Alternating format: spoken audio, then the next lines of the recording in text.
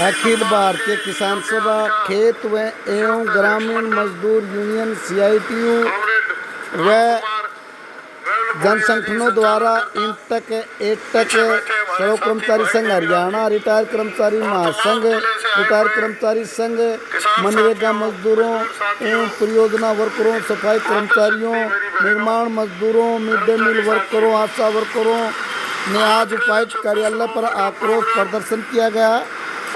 आज इसका नेतृत्व तमाम जनप्रतिनिधियों के पदाधिकारियों ने किया। देखिए, इस प्रदर्शन के धरने को संबोधित करते हुए STFI के राष्ट्रीय प्रधान CN भारती संबोधित करते हुए शादी के बाद बनाया गया वो पूरा हो गया था। तो संविधान सभा में 280 के लगभग व्यक्ति थे। बहुत सी मुख्य आवाजें थी, चाहे वो भीमराव अम्बेडकर जी हो, राजेंद्र प्रसाद हो, चाहे वो नेहरू जी हो, और बहुत लोग थे इसमें। उन्होंने जो बड़ी मुशक्कत के साथ 2 साल में लगकर ये संविधान करे, तो बाबा साहब अम्बेडकर इसके ड्राफ्ट कमेटी के अध्यक्ष थे। लिखा पढ़ी उन्होंने करी, विचार सबके थे।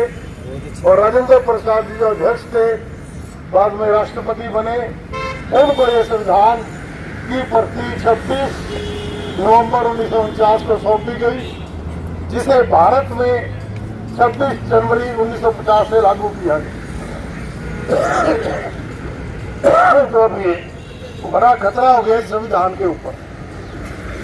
जो शुरुआत में बताई, जो लोग दुश्मन थे उस टाइम, दुश्मन इन सेंस जो अंग्रेजों के साथ मिले हुए थे, जो संविधान को नहीं मानते थे, आज ऐसे हालात पैदा हो गए 70 साल में कि वही लोग देश के राज करने में गद्दी पे आ गए। उनके मंसूबे तो शुरू से ही खतरनाक थे, और अब 11 साल से जो मोदी का राज है, वो एक एक दिन इस संविधान पे भारी पड़ रहे हैं। और इस देश की जो गरीब जनता है, कर्मचारी है, किसान है, मजदूर है, उनके साथ कितनी दुश्मनी लिए हुए हैं। 10% लोग हैं केवल जो मोदी का समर्थन करते हैं सरेआम। उच्च कोटि के लोग हैं, उनके पास पैसा है, साधन है, धर्म के अमंडर है उनके पास। उनके सहारे सारी जगरमबाजी करके कितनी चोरियां कर रहे हैं। वोट की चोरी भी सामने है। अभी बिहार में सरकार बनाई, कोई कह नहीं सकता था। हरियाणा में सरकार बनाई पिछले लोकसभा के चुनाव के अंदर, और इतने बदमाशियां करते हुए गरीब जनता को मारने की तैयारी है। और अब क्योंकि उसको लगता है कि इसका सिक्का चल पड़ा, भारत की जो 100 करोड़ से ज्यादा आबादी है गरीब जिसके खिलाफ है, उसमें वो सोच रहे, मान लिया कि एक दिन में एकता नहीं है, ना कोई ऐसा नेतृत्व है, ना इनको इतना ज्ञान है। तो इस जनता को 100 करोड़ से अधिक को उसने बिल्कुल बुद्धू मानते हुए छत्रपति राज अपना बनाने की घोषणा कर दी। SIR आपको पता होगा, अभी बिहार में किया गया कि वोटर लिस्ट की जांच करेंगे। 4 बात करते बातें हमेशा ही अच्छी होती हैं जो कही जाती हैं। वो कहता है कि जो गलत वोट बने हुए हैं वो काटे जाएंगे। जो घुसपैठिए हैं बांग्लादेश के हैं, 11 साल से राज इनका, अभी भी अगर बांग्लादेश वाले देश में रहते हैं, पता नहीं क्या किसको बुद्धू बना रहे हैं। मतलब जो घुसपैठियों को काटा जाएगा, जो मर चुके हैं उनकी वोट काटी जाएगी। वो पहले भी कटाई करती, परंतु इसके पीछे क्या चाह रहे हैं? चाह लिया है कि बिहार में 65 लाख गरीबों के वोट काट दिए। और निश्चित तौर पे ये जो वोट थे, ये मोदी के वोट नहीं थे। ये वोट विपक्षी पार्टियों के, गरीब जनता जो नारे लगाती है झंडे उठा के। अब 12 राज्यों में कर दिया, अपने हरियाणा में भी कर दिया। अपने में भी 4 साल पड़े इलेक्शन होने थे, मध्य प्रदेश में 3 साल पड़े हैं, 12 राज्यों में शुरू कर दिया। और मुझे नहीं लगता 6 महीने बाद इस जगह पे जो बैठे आपके आते वोट नहीं बचेंगे, अगर सचेत नहीं हुए तो। वो कह रहा 2002 में लिस्ट उठाओ, वोटर लिस्ट। अगर 2002 की वोटर लिस्ट में नाम था, आज है, तो माना जाएगा। अगर नहीं तो बहुत सारे कागज जो गरीब जनता उपलब्ध ही नहीं कर सकती। मतलब ये 10-20 करोड़ वोट काटने की तैयारी में है जी। फिर सीट बढ़ाएगा लोकसभा की। यहाँ अच्छा है कि हम जनसंख्या के अनुसार बढ़ाएंगे। अब 543 हम इसको 800 लेके जाएंगे। परंतु दक्षिण के राज्य जो पढ़े लिखे हैं, जिन्होंने जनसंख्या पर नियंत्रण रखा है, हम एक तरफ तो कहते हैं ना कि जनसंख्या घटाएंगे, देश में तरक्की करेंगे। केरला, तमिलनाडु, कर्नाटक, जो आंध्रा, उधर के राज्यों में पढ़ाई लिखाई अच्छी है, उन्होंने जनसंख्या पे कंट्रोल करे है। और वो सारे के सारे बीजेपी के खिलाफ ही आते हैं ज्यादातर जब वोट पड़ती। उनकी सीटें कम करेगा लोकसभा में। बिहार, यूपी, जहां इसका धंधा चल रहा है, इनकी 80 की जगह 130 सीट करेगा यूपी में। ये सारे खेल करते हुए कई लोगों को ऐसा लग रहा है कि साल 1.5 साल में दोबारा चुनाव कराएगा। पिछली बार जो 400 का नारा नहीं कर पाया, 240 पे अटक गया, उसको दोबारा 400 करेगा। और ये संविधान पूरी तरह से खत्म।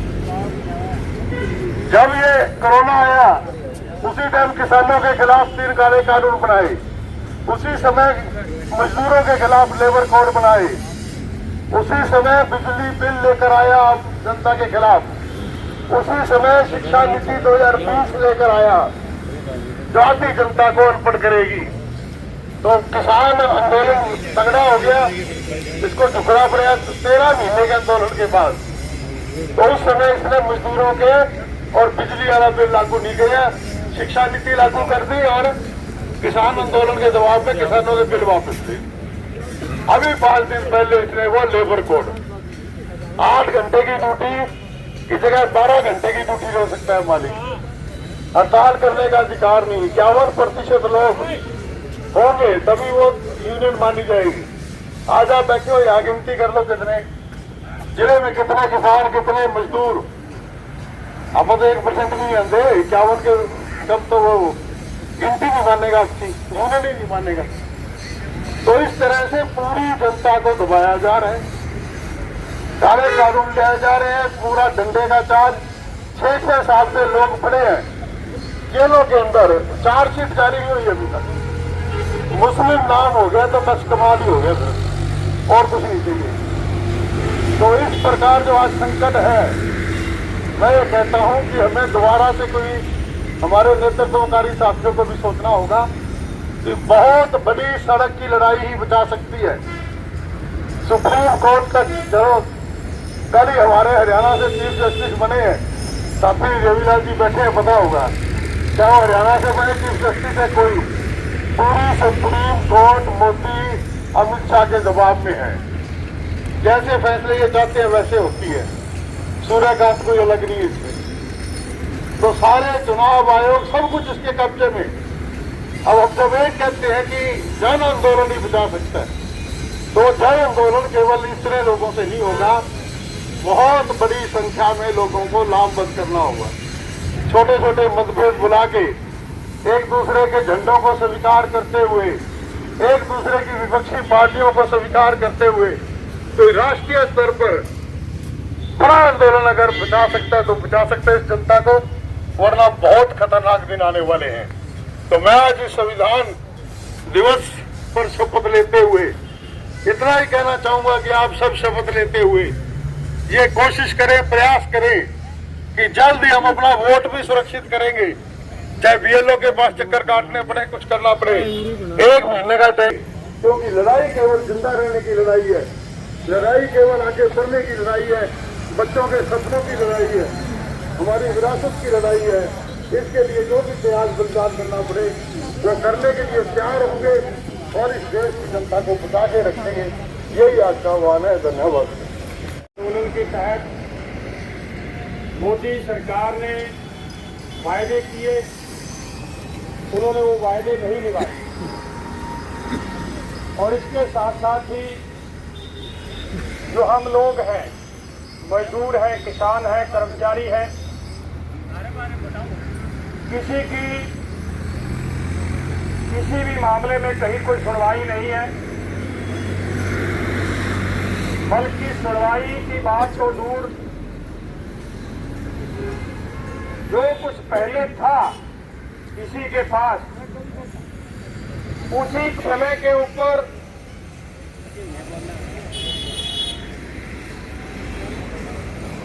ये 4 आचार संहिताएं, श्रम कानून बनाए गए थे, उसी समय बनाए गए। जून महीने के अंदर कोरोना काल के दौरान, तो जब कोरोना था तो मोदी साहब ने ये कहा था कि एक ये संकट भी है और अवसर भी है। तो संकट हमारे लिए था और देश की लुटेरा और पूंजीपति वर्ग के लिए वो एक अवसर था, जिसमें देश के लोग कंगाल हो गए। जो कौड़ी पाई जोड़ के अपने घर में रखी हुई थी, उनको तालों के अंदर बंद कर दिया गया, वो खत्म कर दिया।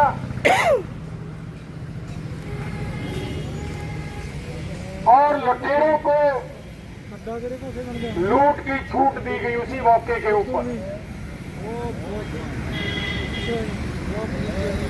और जिसकी बनिस्बत आज हम देख रहे हैं, देश के अंदर अरबपतियों की संख्या बढ़ गई है और गरीबों की संख्या भी बढ़ गई है। जो मिडिल क्लास है वो खत्म होती जा रही है, वो छटपटा रही है। वो एक हिस्सा मिडिल क्लास का गरीबों की श्रेणी में शामिल होता जा रहा है और कुछ से ऊपर वाले जो लोग हैं वो थोड़े बहुत मलाईदार श्रेणी में शामिल होते जा रहे हैं। तो इस तरीके का हमारे देश का एक नक्शा हमारे सामने बनता जा रहा है। इसे उनके पास पहुंचनी चाहिए। मैं ये मानूंगा कि आज जो दीवारों पे और इस पंडाल में हम बैठे हैं, सिर्फ बीएमएस को छोड़ के और आरएसएस को छोड़ के हम जो धर्म लेकर के बैठे हैं वो साथी हैं, वही दोनों हाथ उठाएंगे और तेज आवाज से, क्योंकि भगत सिंह ने कहा था कि इस गूंगी बहरी सरकार को अगर जगाना है तो आवाज तेज होनी चाहिए। जो नहीं बोलेंगे, आज तमाम पूरे भारतवर्ष में और हरियाणा में सिर्फ बीएमएस को छोड़ के और आरएसएस को छोड़ के सारी केंद्रीय ट्रेड यूनियन, इंटक, एटक, सीटू, अभी अध्यक्ष मंडल के रूप में हम बैठे हैं, ज्यादा उनकी चर्चा न करके, वो सारे प्रदर्शन की एक आवाज गूंजनी चाहिए हमारी। इनकलाब जिंदाबाद, जिंदाबाद इनकलाब जिंदाबाद, जिंदाबाद जिंदाबाद। 4 श्रम कानून का लागू करने वाली मोदी सरकार मुर्दाबाद, मुर्दाबाद मुर्दाबाद। काला कानून वापिस लो, वापिस लो, वापिस लो। साथियों, आज जो ये मजदूर और जो लाल झंडा हम देख रहे हैं, हम ये न सोचे कि ये श्रम कानून का प्रहार केवल मजदूरों पे है। इस लेबर कोड का विस्तार में बहुत बड़ा अर्थ है। साथियों ने पीछे विस्तार से इसमें बताया भी है, परंतु मुख्य रूप से मैं ये मानता हूँ कि इसमें तमाम विभागों के कर्मचारी, चाहे वो किसी भी विभाग में लगा हुआ है, सभी प्रभावित होंगे।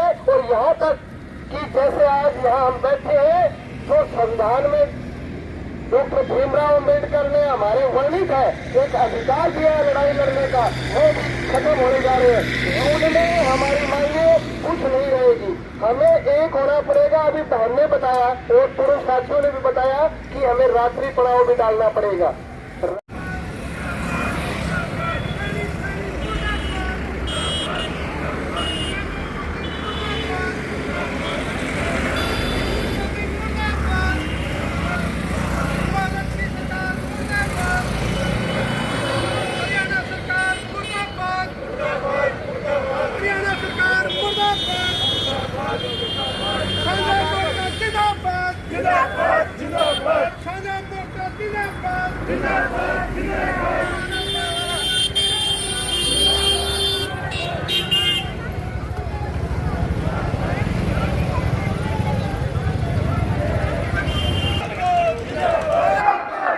मजदूरों को बर्बाद करने वाली नीतियां मुर्दाबाद। को बर्बाद करने वाली नीतियां मुर्दाबाद, देश को बर्बाद करने वाली नीतियां नहीं चलेगी, लेबर कोड रद्द करो, लेबर मुर्दाबाद, इनकलाब जिंदाबाद, हमारा भाईचारा जिंदाबाद।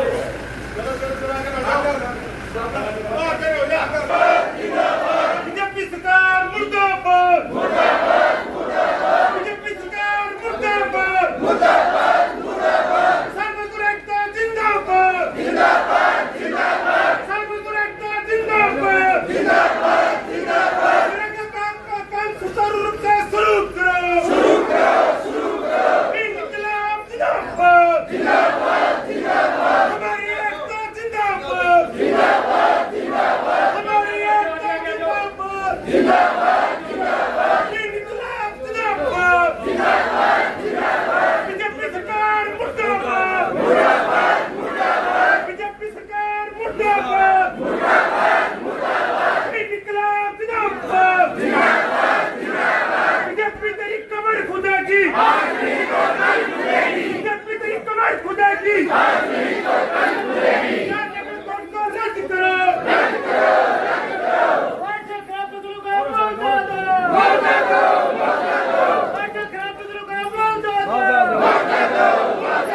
कंपनियों की मनमर्जी नहीं चलेगी,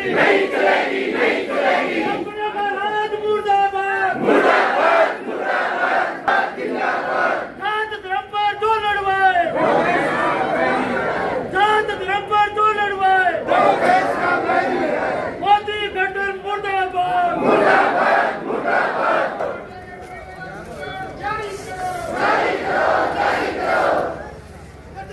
किसान मजदूर एकता जिंदाबाद, कर्मचारी मुर्दाबाद, मोदी सरकार मुर्दाबाद, कमली सरकार मुर्दाबाद, किसान विरोधी सरकार मुर्दाबाद, किसान विरोधी सरकार मुर्दाबाद। यहाँ डीसी साहब के दरवाजे के ऊपर आज हमें भीख मांगने के लिए नहीं आए, हम अपना अधिकार मांगने के लिए आए हैं। दो बातें कह रहे हैं, ये आरएसएस देश विरोधी जिनका एक इतिहास है, मतलब उनके नेतृत्व में चलने वाली सरकार ये देश के ऊपर बुलडोजर फेर रही है, जो भी अधिकार है उनको कुचल रही है, मान नहीं रही। तानाशाही से भी ज्यादा ये बहुत जहरीले नाग है, जो देश को और देश के संसाधनों को बर्बाद कर रहे हैं। आज सबसे बड़ा सवाल इस बात को लेके आए, जिस बात को लेके आए हैं कि अभी 2 महीने पहले फतेहाबाद के अंदर हजारों एकड़ जमीन बर्बाद होगी। लोग कह रहे हैं सेम की वजह से, कोई कह रहे बरसात की वजह से। हम ये कह रहे हैं कि ये प्रशासनिक अधिकारियों की जो लापरवाही है उसकी वजह से डूबे। अगर उस रंगोली नाले की नरेगा के मजदूर लगाकर सफाई करवा देते तो ये आधा नुकसान होता, इतना ज्यादा नुकसान नहीं होना था। ये इनकी गंभीर लापरवाही है। गांव गांव में कमेटी बना के और या कोतरी जिसने रात रात बोलने बोले दिन में जिस दिन भी आवे, जिस दिन आवा अपने गांव में आग लाल करके उसका घिराव करांगे। ये बात साफ तौर पर कहने के लिए आए। कंपनियों से जारी किसान मजदूरों से गद्दारी नहीं चलेगी, कॉर्पोरेट से जारी किसान मजदूरों से गद्दारी नहीं चलेगी, कॉर्पोरेट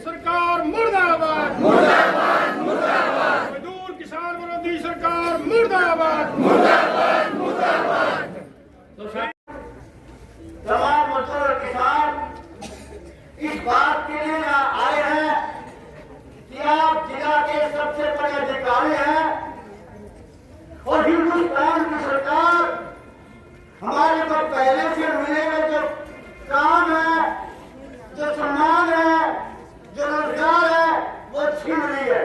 इसलिए हम कहने के लिए आए हैं कि हिंदुस्तान की जनता आ रही है, सिंहासन खाली करो। बहुत सहन कर लिया हमने, बड़ा गजब है। जमीन वाली, मजदूर वाले, किसान वाले कमाई करोड़ है। बड़ा गजब है कि बड़ी कुर्बानियों के साथ न्यूनतम वेतन का कानून लागू कराया, बड़ी कुर्बानियों के साथ श्रम कानून लागू कराए, बड़ी कानून के साथ किसानों ने 1.5 साल दिल्ली के दरवाजे पर बैठे रहे। प्रधानमंत्री ने समझौता किया। ये राम को मानने वाले लोग राम का बदनाम कर दिया, ये समझौता लागू नहीं किया। इसलिए ज्यादा लंबी चौड़ी बात नहीं करते हुए सुबह से साथी बोल रहे हैं। हम बोलने के लिए नहीं आए, हम ये कहने के लिए आए हैं ये आंदोलन आगे बढ़ेगा और दिल्ली तक जाएगा, ये कहने के लिए आए हैं। और यहाँ पे प्रशासन को भी कहना चाहते हैं कि ऐसे ही का भरोसा प्रार्थना खा लियो। ये फतेहाबाद की जनता है, तमाम लोग एकजुट एक झंडे के साथ आगे बढ़ेगा और अपनी मांग और मुद्दों को लेकर जीत हासिल करेगा। इन्हीं शब्दों के साथ आप सबको धन्यवाद साधु संगठन दूर दराज से आए हुए हमारे मनरेगा के मजदूर और भी जो है लेबर के जो कार्यकर्ता है, साथी सब मैं आप सभी का आज इस प्रदर्शन, रोष प्रदर्शन के अंदर पधारने का स्वागत करता हूँ। थोड़ा पीछे होइए एक बार ले लो। नहीं वो थोड़ा वाले लेकिन बीजी इंडिविजुअल है, बीजी था वाला ये तो ले सर ये इंडिविजुअल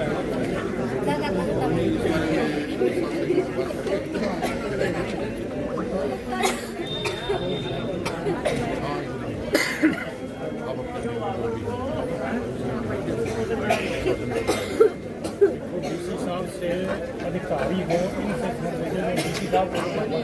ये जो मेरे जो काम को नहीं हुआ हर काम में ये पहले ये हम ये कह रहे हैं कि जितने भी मैं देखो एक बार अरे कच्चे से बैठे से हम करवा के सारा हो गया बयान कितने कितने बैठेंगे कितने दोबारा घेर लियो 9 2 3 दिन